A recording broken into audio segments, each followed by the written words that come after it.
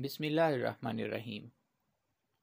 زاویہ by Ashfaq Ahmad, episode 5، دیے سے دیا۔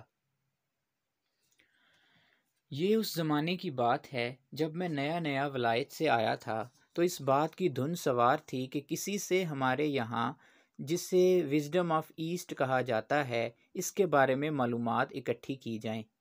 تو اس سلسلے میں مجھے مختلف علاقوں میں، مختلف جگہوں پر، مختلف کونوں خدروں میں جانا پڑا۔ خاص طور پر میں نے ایسے ڈیرے تلاش کیے جہاں بابے لوگ رہتے تھے، اور آپ نے یہ لفظ میرے منہ سے بارہا سنا ہوگا۔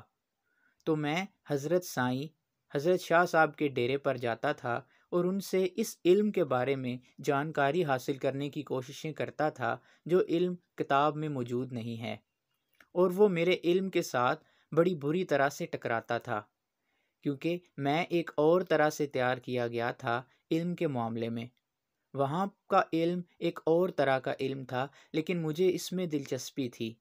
لیکن اس کے ساتھ ساتھ ایک خرابی تھی کہ جو میرے ساتھی اور میرے ہم اثر ادیب تھے، لکھنے والے تھے، اس بات کو بہت برا سمجھتے تھے کہ ہمارا ایک پڑھا لکھا آدمی سیانہ بیانہ اتنی دور سے ہو کر آیا ہے، ولایت میں پڑھتا بھی رہا، یہ کس بےہودہ کاروبار میں لگ گیا ہے۔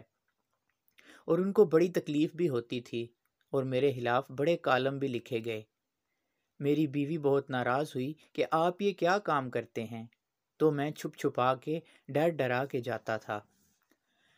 ایک دن میں شام کے وقت گیا اور ہم وہاں مغرب کی نماز پڑھ رہے تھے، تو بابا جی میرے ساتھ کھڑے تھے۔ مولوی صاحب نماز پڑھا رہے تھے تو ایک آدمی روتا چیختا چلاتا ہوا آیا، کہنے لگا، چلو جلدی چلو، یونس کو تو مرض الموت ہو گیا، اس کا گھنگرو بج رہا ہے اور وہ مرنے کے قریب ہے۔ اس نے کہا ہے کہ بابا جی کو بلا کر لاؤ، وہ میرے سرہانے بیٹھ کر سورہ یاسین پڑھیں۔ اس وقت ہم نماز پڑھ رہے تھے تو بابا جی نے مجھے کوہنی مار کے کہا، بیٹا نیت توڑ دو۔ نماز پڑھتے ہوئے نیت کیوں توڑی جائے؟ میں پہلے ان کی اس بات کو نہیں سمجھا، لیکن انہوں نے کہا نیت توڑ دو۔ میں نے کہا اچھا جی۔ میں چونکہ انڈر ٹریننگ تھا تو میں نے کہا جیسے یہ کہتے ہیں ٹھیک ہے۔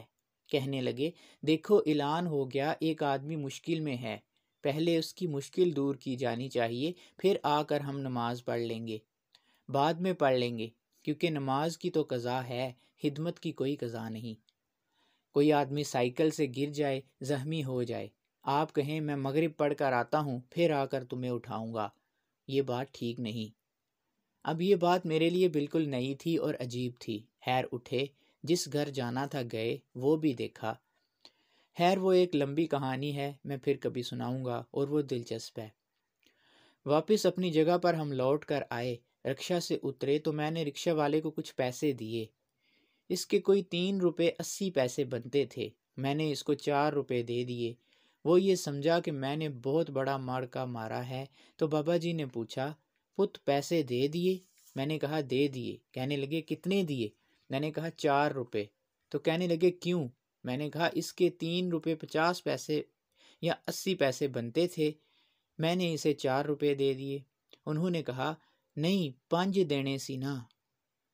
میں نے کہا 5؟ مجھے بڑا دچکا لگا کہ 5 کیوں دے دوں؟ میں نے کہا کیوں؟ کہنے لگے تسی بھی تاں دتے وچوں دینے سی، تسی کیڑے پلیوں دینے سی؟ خدا کے دیے ہوئے پیسوں میں سے دینے تھے، کون سا اپنی جیب سے ادا کرنے تھے؟ پھر اس نے مجھے تھوڑا سا ہلایا، لیکن میں اس کو سمجھا عقلی طور پر، اقتصادی طور پر، ایموشنلی میرے اندر یہ بات نہیں اتری، لیکن اس کے بارے میں سوچتا رہا، غور کرتا رہا۔ اگلے دن ہمارے ایک بہت پیارے دوست ابن انشا، وہ کراچی سے آئے، وہ مجھے میرا گھر ڈھونڈتے رہے، پھر انہیں پتہ چلا کہ میں اس وقت کہیں اور موجود نہیں ہوں، کسی لائبریری میں نہیں ہوں۔ انہوں نے سوچا کہ ضرور ڈیرے پر گیا ہوگا، چنانچہ وہ ایک بڑا ڈنڈا لے کر، وہ بانس کا تھا، مجھے ڈھونڈتا ڈھونڈتا ڈیرے پر آ گیا۔ اسے پتہ تھا اب اندر تو داخل نہیں ہوا، باہر کھڑا رہا۔ اس کو تکلیف بھی تھی، شرمندگی بھی، کہ یہ آدمی کس جگہ پر آ کر بیٹھتا ہے۔ میں اندر بیٹھا رہا، میں ڈرا ہوا تھا۔ اس نے کہا باہر آؤ تم۔ خیر ڈرتا ہوا صاحب اس کے قریب پہنچا۔ اس نے کہا تمہیں شرم آنی چاہیے، تمہیں کتنی مرتبہ کہا ہے یہ زمانہ سائنس اور ٹیکنالوجی کا ہے، تم کس فضول جگہ پر آ کر بیٹھ جاتے ہو اور کیا سیکھتے ہو یہاں پر؟ میرے 2 دوست تھے، ایک ابن انشا اور ایک نون میم راشد۔ یہ سائنس اور ٹیکنالوجی سے بہت مرعوب تھے اور کہتے تھے کمال ہی کر دیا سائنس نے۔ میں UNO میں گیا، نون میم راشد کے دفتر میں، اوپر کی منزل سے کوئی 42ویں منزل تھی۔ جب نیچے اترے تو میرے ساتھ ساتھ چلے آ رہے تھے، تو ہم ایک ڈاک خانہ پر رکے تو کہنے لگے، خیر آ گئے تم گاؤں سے، نہ تمہارے پاس تعلیم ہے، نہ حسن ہے، نہ صحت ہے، تم لوگ کس طرح زندگی گزارتے ہو؟ تم نے یہ ڈاک خانہ دیکھا؟ میں نے کہا جی دیکھا، امریکہ کا ڈاک خانہ ہے، واقعی بڑا خوبصورت ہے۔ کہنے لگے خوبصورتی کی بات نہیں، یہ دیکھو تمہیں آواز آ رہی ہے، کرز کرز کرز، اس میں سے آواز آ رہی تھی۔ پتہ ہے یہ کیا ہو رہا ہے؟ یہ ٹکٹوں کو مہریں لگ رہی ہیں اور مشین خود بخود لگا رہی ہے۔ نہ کوئی آدمی ہے، نہ کوئی بندہ ہے، نہ کوئی پرندہ ہے۔ یہ دیکھو وہاں لا کر پیکٹ رکھ دیتے ہیں، اسی طرح سے سارٹنگ ہو جاتی ہے۔ میں تمہیں نوٹ گننے کی مشین دکھاتا ہوں۔ میں نے کہا راشد صاحب ان چیزوں سے اتنا متاثر نہ ہوا کریں۔ کہنے لگے نہیں، تم گامڑ لوگوں کو بتانا چاہتا ہوں۔ تو خیر مجھے یہ بیچ میں یاد آ گئی بات، اللہ بخشے بڑے پیارے آدمی تھے دونوں۔ تو ابن انشا کو غصہ تھا اس بات کا، تو وہ مجھے ہٹانا چاہتا تھا۔ باہر کھڑے اسی طرح سے بانس کا وہ باریک سا ڈنڈا لیے، کہنے لگے مجھے یہ بتاؤ یہاں کیا ہے جو تمہیں کسی کتاب میں، کسی لائبریری میں نہیں ملتا؟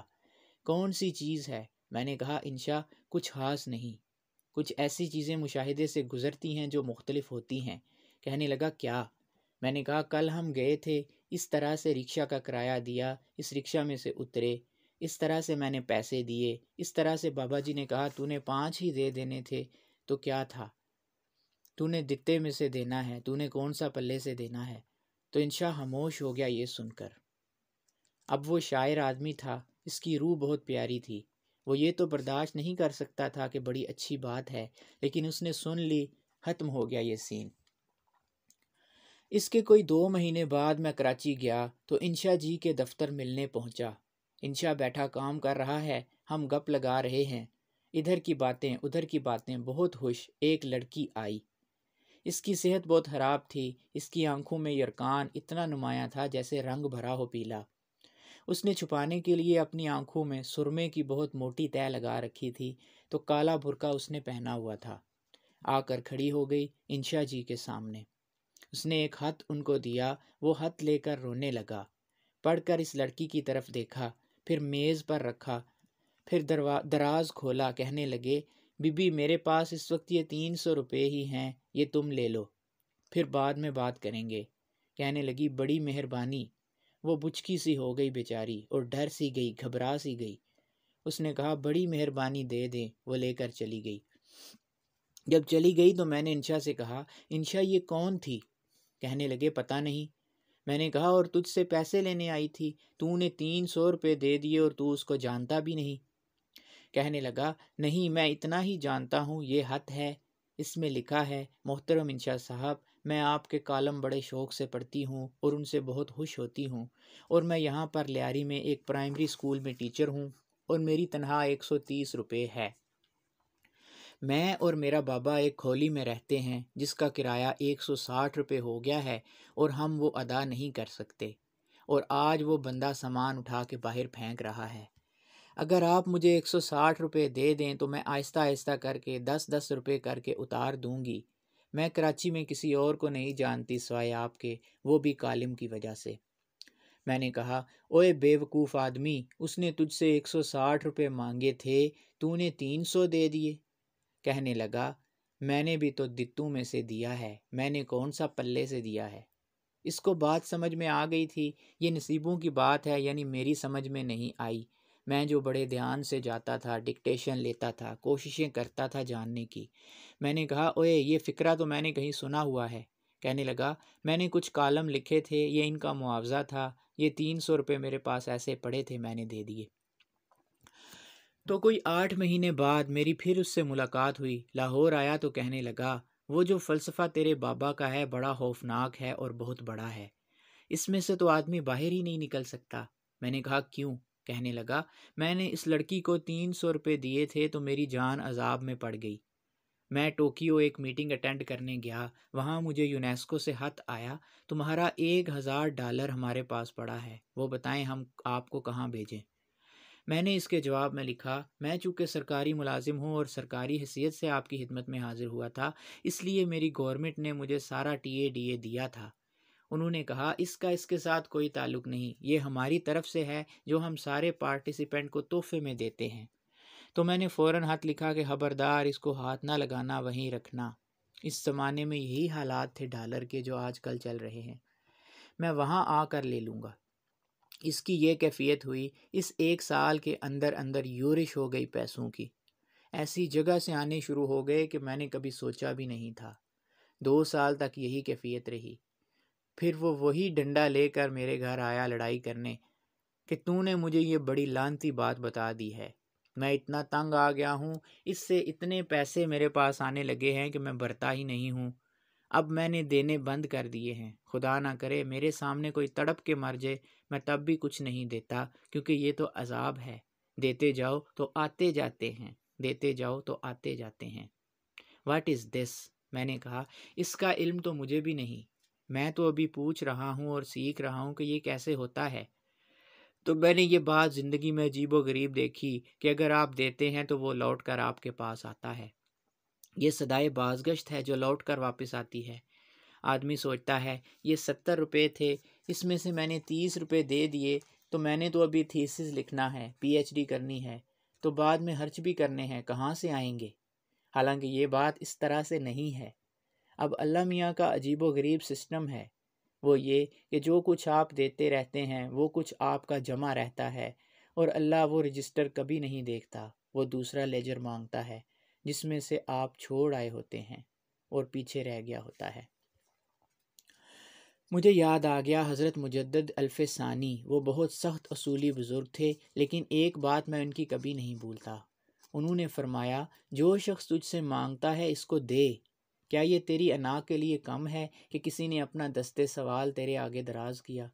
بڑے آدمی کی کیا بات ہے، اس سلسلے میں ایک حدیث بھی ہے اور وہی سرچشمہ ہے۔ پھر فرماتے ہیں اور عجیب و غریب انہوں نے یہ بات کی ہے کہ جو حقدار ہے اس کو بھی دے، اور جو ناحق مانگنے والا ہے اس کو بھی دے، تاکہ تجھے جو ناحق کا مل رہا ہے کہیں وہ ملنا بند نہ ہو جائے۔ دیکھیں ہم کو کیا ناحق مل رہا ہے، اس کی ساری مہربانیاں ہیں، کرم ہے، اور ہمیں اس کا شعور نہیں ہے کہ ہمیں کہاں کہاں ناحق مل رہا ہے۔ کبھی آپ آرام سے بیٹھ کر اپنی زندگی کو، اپنے کام کو، اپنے آپ کو بیلنس شیٹ بنانے کی کوشش کریں تو آپ کو پتہ چلے گا کہ 80 سے 90% تو ایسے ہی آ رہا ہے، یہ میرا حق نہیں بنتا۔ لوگ ایسے ہی روتے ہیں کہ میرا حق، اور میں اپنے حق کی خاطر لڑوں گا، مروں گا، یہ کر دوں گا، وہ کر دوں گا۔ ایسا کبھی ہوتا نہیں۔ بعض اوقات ایسی جگہ سے رزق آتا ہے جہاں آدمی تصور بھی نہیں کر سکتا، بلکہ پیشتر ایسے ہی ہوتا ہے اور آتا ہی چلا جاتا ہے۔ لیکن آدمی گھبراتا ہے کہ اگر میں کچھ دے دوں گا اور دتے میں سے دے دوں گا کمی ہو جائے گی، حالانکہ ہوتی نہیں، لیکن وہ ہمارے جیسے پڑھے لکھے لوگ سیانے اس قسم کی بات کرتے ہیں۔ ایک ہمارے ماڈل ٹاؤن میں کلی گھر تھا، بہت اچھا، امیر دین کلی گھر، ہمارا بہت پیارا تھا، بانڈے وغیرہ کلی کرتا تھا۔ تو وہ فوت ہو گیا تو مولوی صاحب نے مسجد میں اعلان کیا کہ امیر علی فوت ہو گیا ہے، اس کی دعا کروانی ہے، مغرب کے بعد علاقے کے سب لوگ بلاک میں اکٹھے ہوں۔ تو ہم بھی کچھ پڑھ ہی رہے تھے کہ ایک لڑکا آ گیا، اس نے آ کر کہا جی میرا والد تو بہت بیمار ہے، اس نے امیر علی کلی گھر کے لیے دعا بھیجی ہے۔ تو ہم نے کہا دعا بھیجی کیا ہوتا ہے، دعا تو آدمی آ کر کرتا ہے۔ اس نے کہا میرا والد اس کا بڑا یار تھا، دونوں بڑے پکے دوست تھے، اس کو درد ہے، شٹیکا پین، وہ چل پھر نہیں سکتا، میں اس کی دعا لے کر آیا ہوں۔ تو ہم نے کہا دعا کیا لے کر آیا ہے؟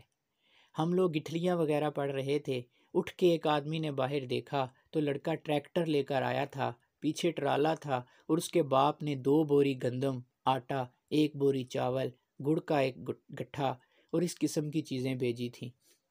کبھی اس قسم کی باتیں سوچنے کا، دینے کا، بھیجنے کا درویش کا یہی طریقہ ہوتا ہے۔ میری بہو ہے بڑی اچھی، پیاری، نیک، اس کو خیال آیا کہ کچھ خیرات کرنی چاہیے، لیکن اس کو طریقہ نہیں آتا تھا۔ یہ بھی بڑا مشکل کام ہے کہ اب کیا کریں۔ خیر وہ اپنا پرس لے کر اور اس میں کچھ پیسے ڈال کر چلی گئی جھگیوں میں، کوارٹرز میں۔ وہاں جا کر کھڑی ہو گئی تو ایک بی بی آئی اس کے پاس۔ اس نے کہا، کڑیے کس طرح آئی ہیں؟ لڑکی کس کام سے آئی ہو؟ اس نے کہا، میں آئی ہوں آپ لوگوں سے ملنے، تو میں آپ لوگوں کی کچھ خدمت کرنا چاہتی ہوں۔ اس نے کہا، تو اناڑی معلوم ہوتی ہے۔ کہنے لگی، ہاں جی۔ کہنے لگی، ٹھہر جا، میں تیری مدد کرنی ہے، میں تمہاری مدد کرتی ہوں۔